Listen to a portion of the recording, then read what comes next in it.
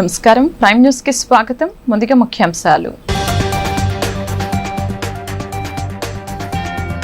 తూర్పుగోదావరి జిల్లా బిక్కవోలులో Grasim industry core అల్కలి unit ని ప్రారంభించిన ముఖ్యమంత్రి జగన్. రాష్ట్రంలో నూతన పరిశ్రమల స్థాపన ద్వారా యువతకు ఉద్యోగ అవకాశాలు కల్పిస్తామని వెల్లడి.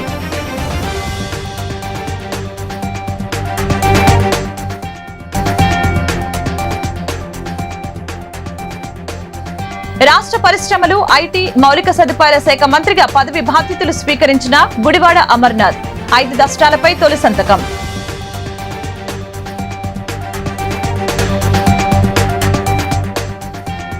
స్టీల్ ప్లాంట్ ప్రైవేటీకరణను ఐక్యతతో తిప్పికొట్టాలన్న ప్రభుత్వ రంగ సంస్థల పరిరక్షణ కమిటీ సభ్యులు సిహెచ్ నరసింగరావు. లాభాలతో నడిచే స్టీల్ ప్లాంట్ ని నిర్వీర్యం చేసేందుకు కేంద్రం కుట్ర చేస్తోందని ధ్వజం.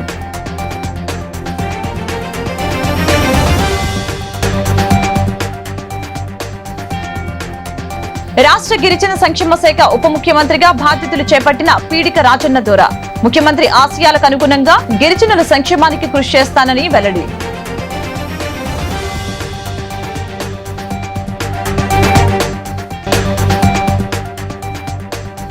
విశాఖ శారదాపీఠాన్ని సందర్శించిన రాష్ట్ర పశు సంవర్ధక శాఖ మంత్రి సిద్రి అప్పలరాజు.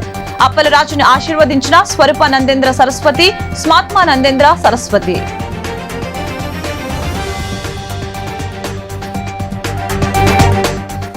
తూర్పుగోదావరి జిల్లా బిక్కవోలు మండలం బలభద్రపురంలో గ్రాసిమ్ ఇండస్ట్రీస్ కోర్ అల్కలి యూనిట్ ను బిర్లా గ్రూప్ చైర్మన్ కుమార మంగళం బిర్లాతో కలిసి ముఖ్యమంత్రి వైఎస్ జగన్మోహన్ రెడ్డి ప్రారంభించారు. ఈ సందర్భంగా సీఎం జగన్ మాట్లాడుతూ గ్రాసిమ్ పరిశ్రమ ద్వారా రాష్ట్రానికి 2700 కోట్లు పెట్టుబడులు వచ్చాయని అన్నారు. ఈ పరిశ్రమ ద్వారా ప్రత్యక్షంగా 1300 మందికి, పరోక్షంగా 1150 మందికి అవకాశం లభిస్తుందని వెల్లడించారు. రాష్ట్రంలో ఇటువంటి కంపెనీలు రావడం వలన ఉద్యోగ, ఉపాధి అవకాశాలు మెరుగుపడతాయని ఆకాంక్షించారు. పరిశ్రమలలో 75% స్థానికులకు ఉపాధి కల్పించేలా ఇప్పటికే రాష్ట్రంలో చట్టం చేశామని స్పష్టం చేశారు. ఈ పరిశ్రమలో టెక్నాలజీలో మార్పు ద్వారా జీరో లీకేజ్ వేస్ట్ డిశ్చార్జ్ అవుతుందని, భయాలకు తావు లేకుండా ప్రాజెక్టును నెలకొల్పారని అన్నారు. In 3 phases. This would provide employment directly and indirectly to approximately 2,450 people, which would contribute a lot to the development of this area as well as development of this district in particular. The fact that the project shall be the largest single location factory of caustic soda production in the country and the most modern plant in Asia is a moment of utmost pride for the state, and I hope it will give a further fillip to the allied sectors through this endeavor with Grasim Industries, Mr. Kumara Mangalam Garu's contacts. Andhra Pradesh would certainly grow into something bigger. In fact, my request to Shri Kumara Mangalam ji would be to become part of Andhra Pradesh, to become an ambassador rather for our state, to take the pride of our state bigger, to take this pride of Andhra Pradesh to all over the country, bringing in, attracting more investment into our state. Andhra Pradesh రాష్ట్ర పరిశ్రమలు, IT, మౌలిక సదుపాయాలు, పెట్టుబడులు, వాణిజ్య శాఖ మంత్రిగా గుడివాడ అమర్నాథ్ పదవి బాధ్యతలు స్వీకరించారు. గురువారం అమరావతి సచివాలయం 4వ బ్లాక్ లో వేద పండితుల ప్రత్యేక పూజా కార్యక్రమాల అనంతరం ఆయన మంత్రిగా బాధ్యతలు చేపట్టారు. ఈ సందర్భంగా తనకు పరిశ్రమల శాఖ మంత్రిగా అవకాశం కల్పించినందుకు ముఖ్యమంత్రి వైఎస్ జగన్ కు ధన్యవాదాలు తెలిపారు. అనంతరం 5 దశకాలపై తొలి సంతకం చేయగా వాటిలో రామాయపట్నం పోర్టుకు సంబంధించి భూ సేకరణకు నిధులు విడుదల, కాకినాడ యాంకరేజీ పోర్టులో పనులకు రాష్ట్ర ప్రభుత్వం వాటాగా 48 కోట్లు, రాష్ట్ర పెట్టుబడుల ప్రోత్సాహక మండలికి సంబంధించిన తదితర దశకాలపై సంతకం చేశారు. ఈ సందర్భంగా మంత్రి మీడియాతో మాట్లాడారు. రాష్ట్రాన్ని పారిశ్రామికంగా, ఐటీ రంగ పరంగా మరింత ముందుకు తీసుకువెళ్లేందుకు తన సాయశక్తిలో కృషి చేస్తానని చెప్పారు. అలాగే విశాఖపట్నం, చెన్నై పారిశ్రామిక నడవ పనులను మరింత వేగవంతం చేస్తామని చెప్పారు. ఈ కార్యక్రమంలో పలువురు అధికారులు, ప్రజా ప్రతినిధులు తదితరులు పాల్గొన్నారు.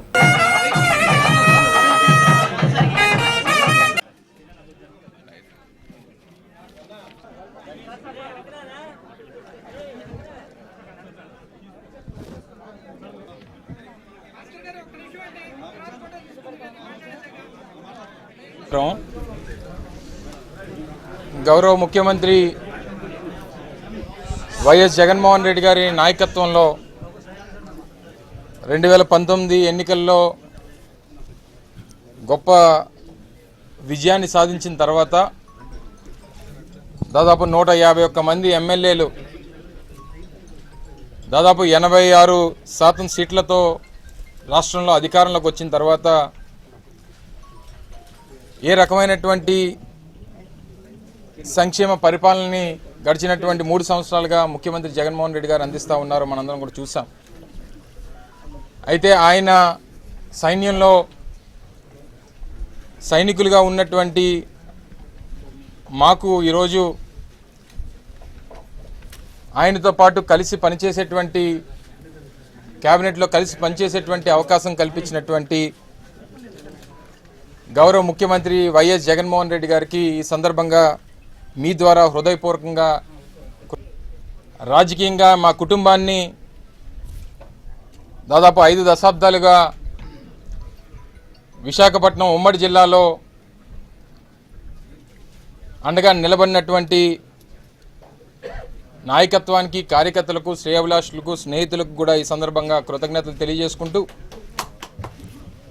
ఈరోజు ఒక గురుతరమైనటువంటి బాధ్యతను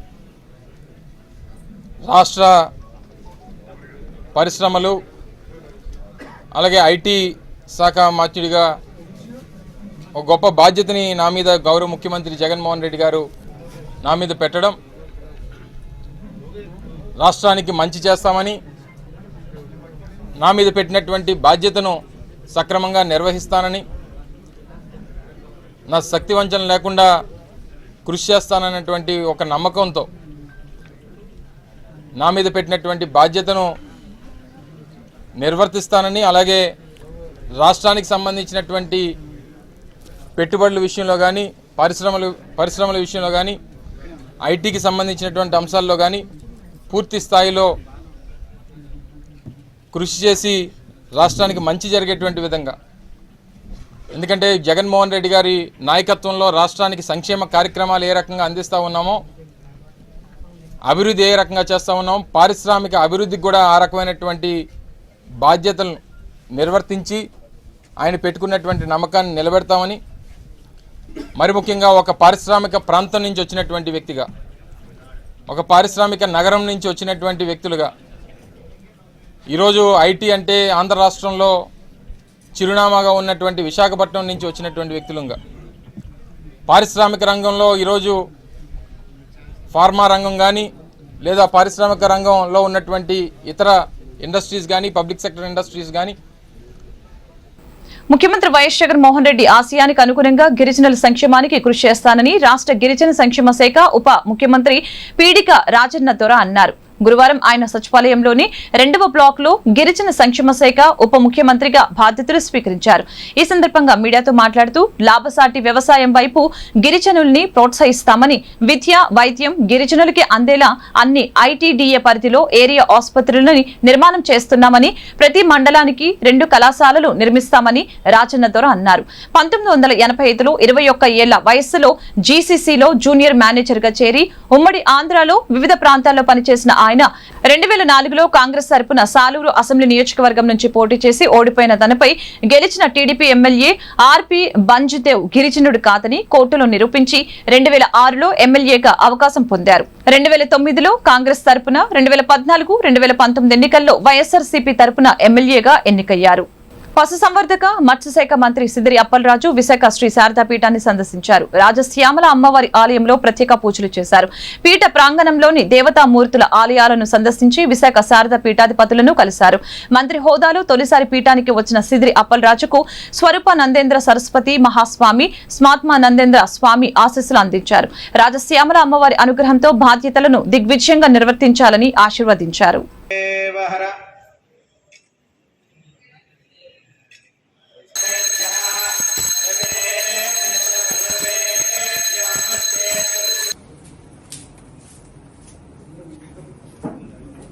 यो वेदादौ स्वरः प्रोक्तो वेदान्तेन प्रतिष्ठितः महेश्वरः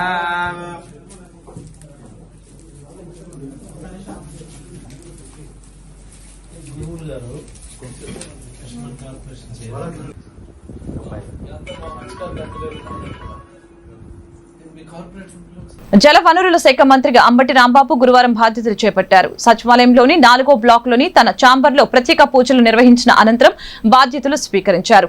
అనంతరం ఆయన మీడియాతో మాట్లాడుతూ మంత్రిగా అవకాశం ఇవ్వడం బాధ్యతగా భావిస్తున్నానని అన్నారు. దివంగత వైఎస్ఆర్ హయాంలో ప్రారంభమైన జల యజ్ఞాన్ని పూర్తి చేస్తానని తెలిపారు. ఏపీలో అన్ని ప్రాజెక్టులను పూర్తి చేసి రైతులకి నీరందించడానికి కృషి చేస్తున్న ముఖ్యమంత్రి వైఎస్ జగన్మోహన్ రెడ్డికి అండగా ఉంటానని అన్నారు. పోలవరం చాలా కీలక ప్రాజెక్టు, ఏపీకి వరం. పోలవరంతో రైతులందరికీ మేలు జరుగుతుంది. పోలవరాన్ని త్వరితగతిన పూర్తి చేయడానికి కృషి చేస్తానని, పోలవరం అడ్డంకులను అధిగమిస్తామని తెలియజేశారు.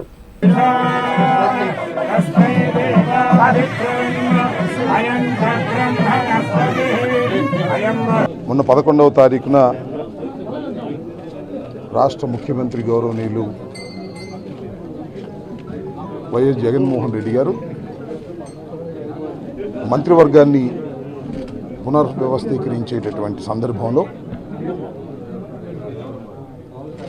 కొత్తగా కొంతమంది మంత్రులను క్యాబినెట్లోకి తీసుకోవడం జరిగింది. దానిలో భాగంగా నన్ను క్యాబినెట్లోకి తీసుకోవటమే కాకుండా ఒక అత్యంత కీలకమైనటువంటి బాధ్యతలను నా మీద ఉంచారు.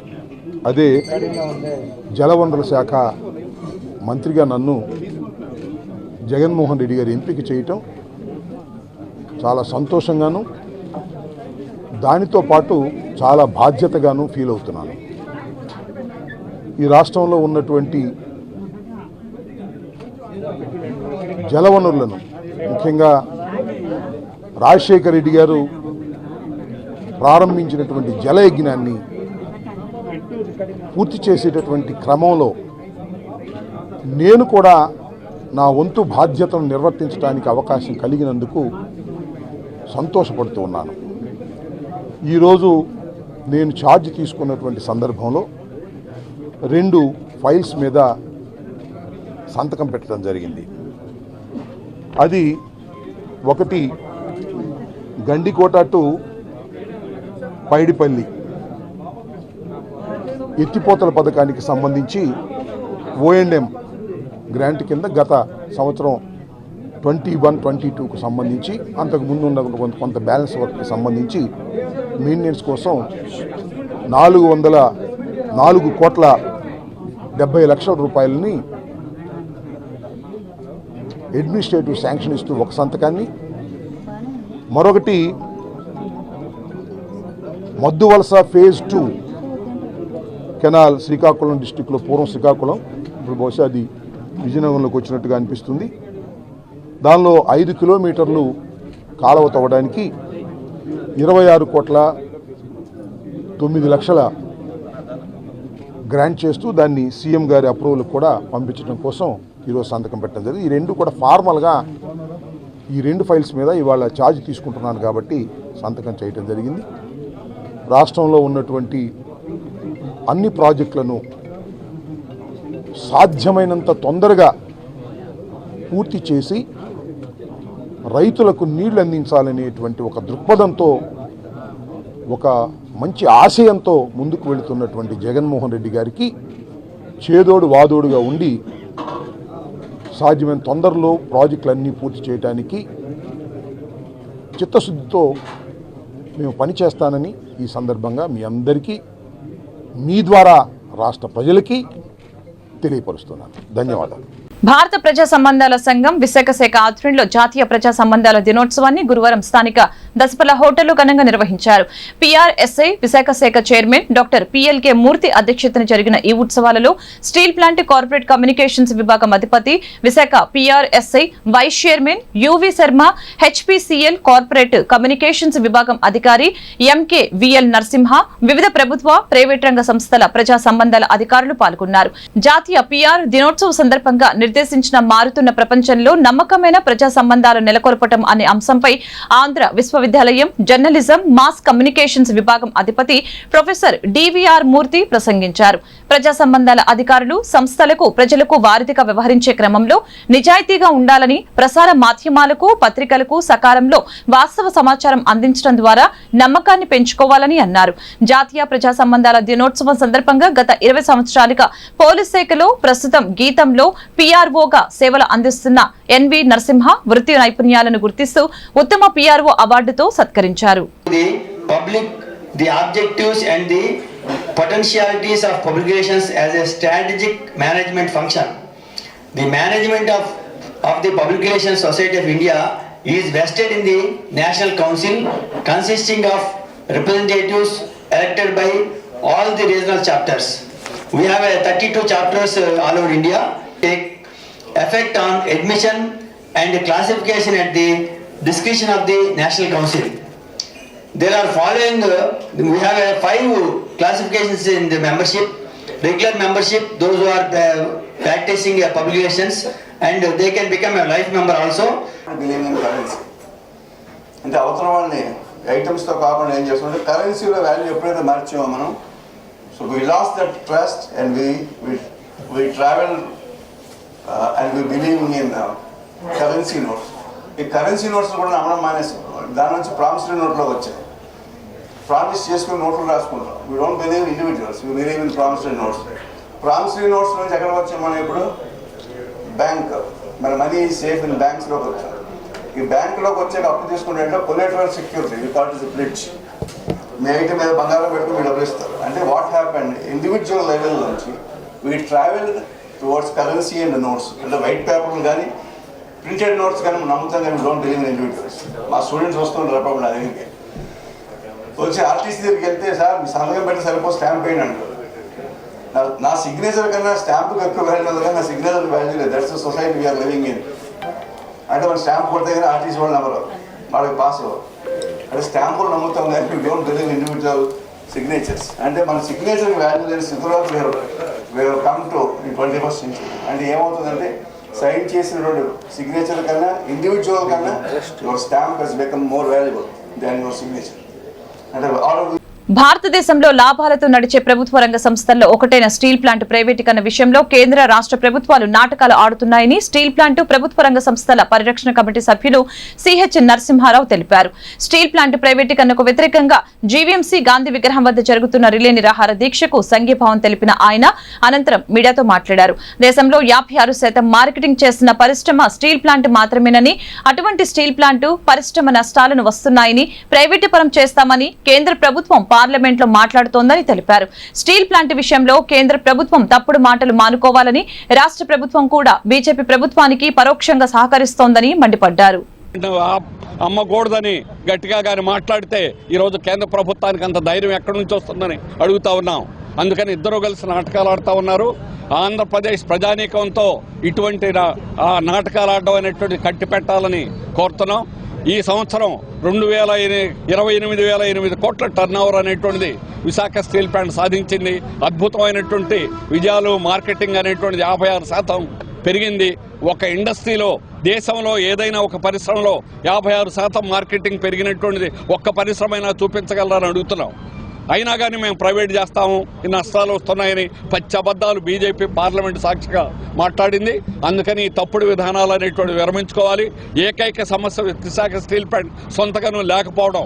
అందుకని సొంత గనులు సమకూర్చకుండా అది ఇవ్వాల్సినటువంటి కేంద్ర ప్రభుత్వం ఇటీవల జార్ఖండ్ రాష్ట్రంలో ఒక మైన్స్ వేలాం ద్వారా, ఆక్షన్ ద్వారా పాడి వచ్చినటువంటి దాన్ని కేంద్ర ప్రభుత్వం స్ట్రాటజిక్ సేల్లో ఉందనే పేరుతోటి ఇచ్చినటువంటి మైన్స్ని రద్దు చేసింది. ఇది ఎంత దుర్మార్గమైన విషయం అంటే, ఎంత కక్షపూరితంగా ఉందంటే, ఎంత దుర్మార్గంగా కేంద్ర ప్రభుత్వం ఉంది. రాష్ట్ర ప్రభుత్వం దానికి పరోక్షంగా మద్దతు ఇస్తూ ఉంది. ఈ ఇద్దరు నాటకాలు కూడా కట్టిపెట్టాలి. మా పోరాటం అనేటువంటి ముందుకెళ్తుంది. కేంద్ర ప్రభుత్వం ఈ నిర్ణయాన్ని వెనక్కి తీసుకునేదాకా కూడా ఈ పోరాటం కొనసాగుతుందని హెచ్చరిస్తున్నాం. నా పేరు దీసరి గంగరాజు అండి, అనంతగిరి జడ్పీటీసీ సభ్యులు. ఈరోజు ప్రజాప్రతినిధులుగా విశాఖపట్నం నడిబొడ్డున ఈరోజు మేము స్టీల్ ప్లాంట్కి వ్యతిరేకంగా చేస్తున్నటువంటి ఈ పోరాటాన్ని, అంటే ప్రైవేట్ వాళ్ళకి ఇచ్చే దాన్ని వ్యతిరేకంగా చేస్తున్నటువంటి పోరాటాన్ని సంఘీభావంగా ఏజెన్సీ నుండి ప్రజాప్రతినిధులుగా మేము ఇక్కడికి సంఘీభావం ఈరోజు తెలుపుతున్నాం.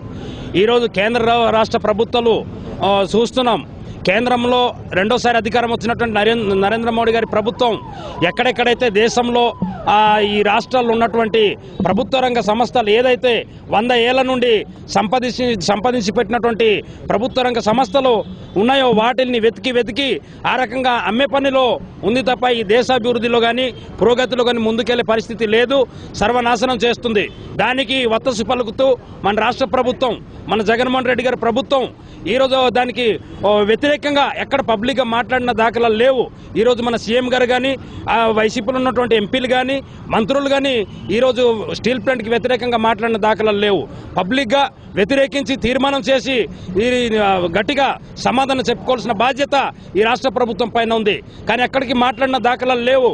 మేము చెప్తున్నాం, స్టీల్ ప్లాంట్ని 9,000 ఎకరాలు భూములు అమ్మడానికి, అలాగే స్టీల్ ప్లాంట్ ఏదైతే ప్రత్యక్షంగాను 30,000 మంది ఉద్యోగులు, పరోక్షంగా 1,00,000 మంది దాని సరౌండింగ్లో ఆనుకొని దానివల్ల ఈ కంపెనీ వల్ల బతుకుతున్నారు.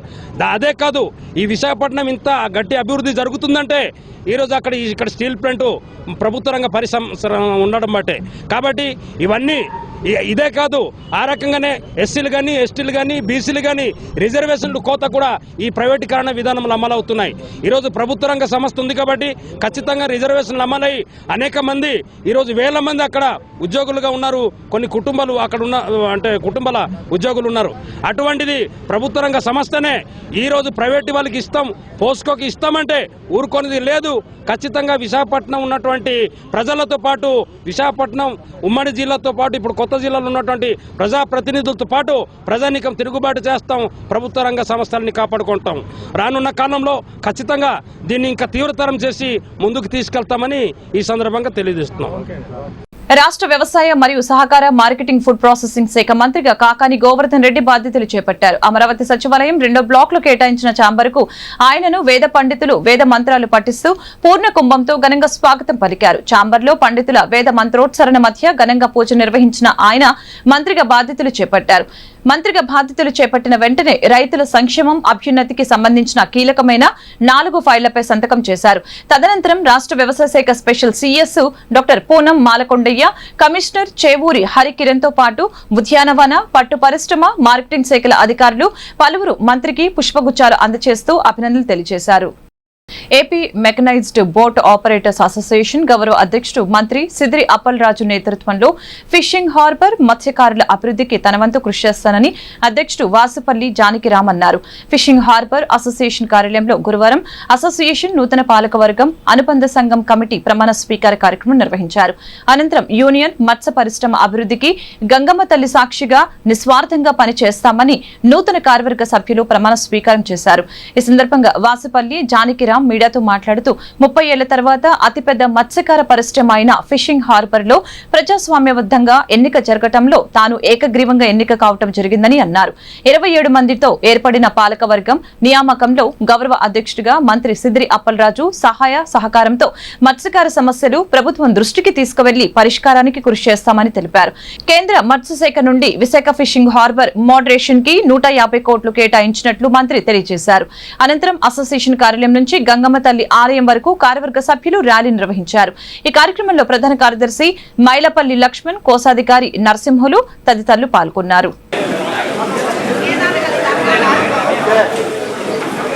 అందరికీ నమస్కారం. ఈరోజు AP mechanised fishing boat operators association పాలకవర్గం మరియు అనుబంధ కమిటీలను బోటు వాహనులందరూ సమక్షంలో నియామకం చేయడం జరిగింది. మరి AP mechanised fishing boat operators అసోసియేషన్కి గౌరవాధ్యక్షునిగా రాష్ట్ర మత్స్యశాఖ మంత్రివర్యులు పెద్దలు మరి ఉత్తరాంధ్ర మత్స్యకార ముద్దుబిడ్డ డాక్టర్ సిద్రి అప్పలరాజు గారిని ఈరోజు మేము గౌరవాధ్యక్షులుగా అందరి సమక్షంలో ఎన్నుకోవడం జరిగింది.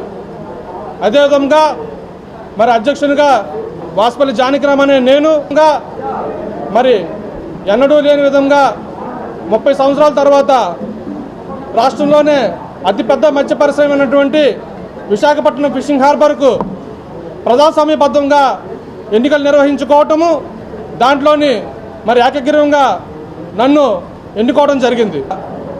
కేంద్ర రాష్ట్ర ప్రభుత్వాలు 150 కోట్లతోని హార్బర్ మోడరైజేషన్ అనేది త్వరలోనే ప్రారంభమవుతుందని చెప్పి కేంద్ర మత్స్యశాఖ మంత్రివర్యులు మన డాక్టర్ సీదిరి అప్పలరాజు గారికి ఫైనాన్షియల్ శాంక్షన్ చేస్తున్నట్లుగా ప్రకటించడము మరి మా మత్స్యకారులకు అందరికీ కూడా ఒక గుడ్ న్యూస్ అని ఈ సందర్భంగా మరి అసోసియేషన్కి మేము ఎన్నికైన సందర్భంలో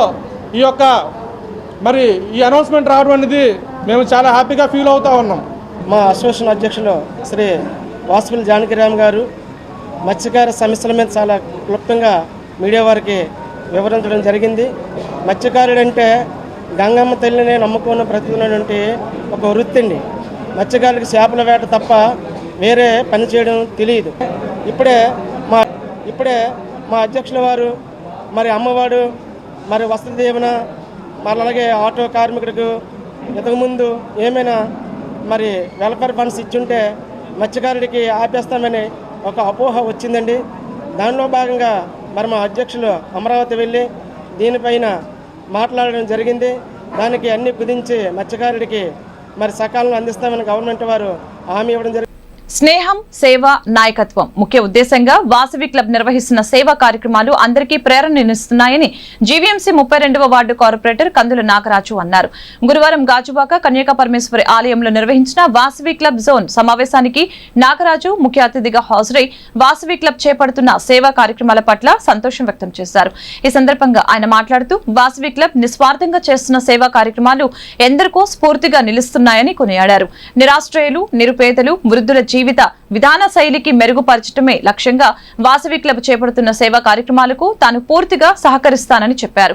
ఆర్థికంగా వెనుకబడిన వైశ్యులకు మరింత సహకారం అందించాలని సూచించారు. అనంతరం కందుల నాగరాజు దంపతులను వాసవి క్లబ్ గాజువాక కమిటీ సభ్యులు ఘనంగా సత్కరించారు.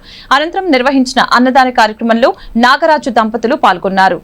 ప్రభుత్వ రంగ సంస్థలను కేంద్ర ప్రభుత్వం నిర్వీర్యం చేయాలని చూస్తోందని, దాన్ని తిప్పికొట్టడానికి స్టీల్ ప్లాంట్లో జరుగుతున్న గుర్తింపు యూనియన్ ఎన్నికల్లో గంట గుర్తుకి ఓటు వేసి గెలిపించాలని షిప్ యార్డ్ మాజీ జనరల్ సెక్రటరీ వర్మ కోరారు. ఈ సందర్భంగా జీవీఎంసీ గాంధీ విగ్రహం వద్ద సిఐటియు ఆధ్వర్యంలో స్టీల్ ప్లాంట్ ప్రైవేటీకరణకు వ్యతిరేకంగా పోరాడదాం అని పిలుపునిస్తూ నిరసన ప్రదర్శన నిర్వహించారు. స్టీల్ ప్లాంట్ గుర్తింపు యూనియన్ ఎన్నికల్లో కేంద్ర రాష్ట్ర ప్రభుత్వాలు కుట్ర చేస్తున్నాయని, దీనిని సమర్థవంతంగా కార్మికులు తిప్పికొట్టాలని పిలుపునిచ్చారు.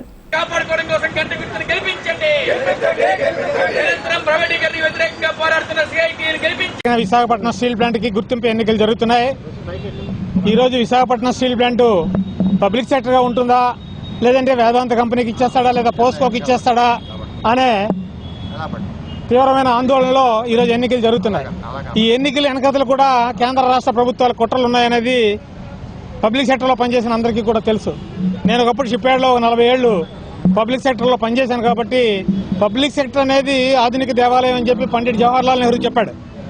ఈ రోజు కేంద్రంలో ఉండే ప్రభుత్వం కానీ రాష్ట్రంలో ఉండే ప్రభుత్వం కానీ ఈ పబ్లిక్ సెక్టర్ని ఎలాగ ప్రైవేటెడ్కి అమ్మేయాలి, పబ్లిక్ సెక్టర్ వల్ల దళితులకు కానీ, గిరిజనులకు కానీ, మహిళలకు కానీ, మైనారిటీలకు కానీ వీళ్ళందరికీ కూడా ఉద్యోగ అవకాశాలు ఉంటాయి పబ్లిక్ సెక్టర్ ఉంటే. ఇదే ప్రైవేట్ సెక్టర్ అయితే ఎటువంటి రిజర్వేషన్ కూడా ఉండదు. నేను ఎక్కడో ఒక గ్రామీణ ప్రాంతాల నుంచి ఒక పబ్లిక్ సెక్టర్గా ఉద్యోగం వచ్చిందని చాలా ఆనందంతో పక్క జిల్లా నుంచి నేను వచ్చాను. అలాగే విశాఖపట్నం స్టీల్ ప్లాంట్లో కూడా అత్యధికులు ఇతర జిల్లాల నుంచి వచ్చిన వాళ్ళే. ఇది పబ్లిక్ సెక్టర్గా ఉండబట్టే ఈరోజు భారతదేశంలో ఒక గర్వించదగ్గ షిప్ యార్డ్గా స్టీల్ ప్లాంట్గా ఉన్నది. అటువంటి దాన్ని ఈరోజు కేంద్రంలో ఉండే నరేంద్ర మోడీ ప్రభుత్వం దుర్మార్గంగా దీన్ని అమ్మేయాలని చూస్తుంది.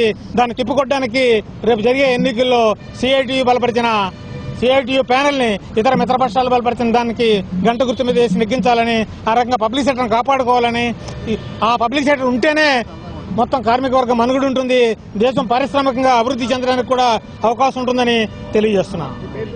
AP IAC chairman Mettu Govinda Reddy సంచలన నిర్ణయం తీసుకున్నారు. ఇకపై జీతం తీసుకోకుండా పని చేయనున్నట్లు ఆయన వెల్లడించారు. ఏప్రిల్ నుంచి తన వేతనం 65,000 రూపాయలు తీసుకోకుండా ఏపీ ఐఏసీ ఎండీ సుబ్రహ్మణ్యం జవాదికి చైర్మన్ మెట్టు గోవిందరెడ్డి లేఖ రాశారు. సీఎం తనపై ఎంతో నమ్మకంతో అప్పగించిన పెద్ద బాధ్యతను ప్రజాసేవగా మాత్రమే నిర్వర్తించాలన్నదే తన లక్ష్యమని అన్నారు. వార్త ముగించే ముందు ముఖ్యాంశాలు మరొకసారి. తూర్పుగోదావరి జిల్లా బిక్కవోలులో గ్రాసిమ్ ఇండస్ట్రీ కోర్ అల్కలి యూనిట్ ని ప్రారంభించిన ముఖ్యమంత్రి జగన్. రాష్ట్రంలో నూతన పరిశ్రమల స్థాపన ద్వారా యువతకు ఉద్యోగావకాశాలు కల్పిస్తామని వెల్లడి.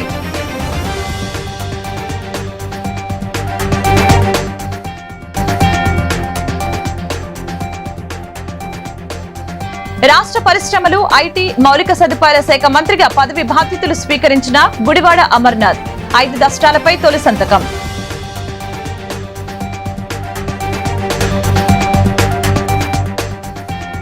స్టీల్ ప్లాంట్ ప్రైవేటీకరణను ఐక్యతతో తిప్పికొట్టాలన్న ప్రభుత్వ రంగ సంస్థల పరిరక్షణ కమిటీ సభ్యులు సిహెచ్ నరసింగరావు.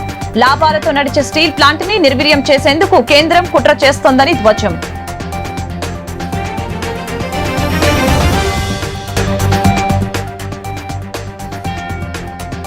రాష్ట్ర గిరిజన సంక్షేమ శాఖ ఉప ముఖ్యమంత్రిగా బాధ్యతలు చేపట్టిన పీడిక రాజన్న దొర.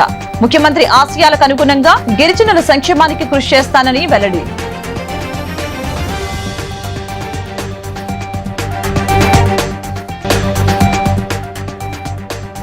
విశాఖ శారదాపీఠాన్ని సందర్శించిన రాష్ట్ర పశు సంవర్ధక శాఖ మంత్రి సిద్రి అప్పలరాజు. అప్పలరాజును ఆశీర్వదించిన స్వరూపానందేంద్ర సరస్వతి, స్మాత్మానందేంద్ర సరస్వతి.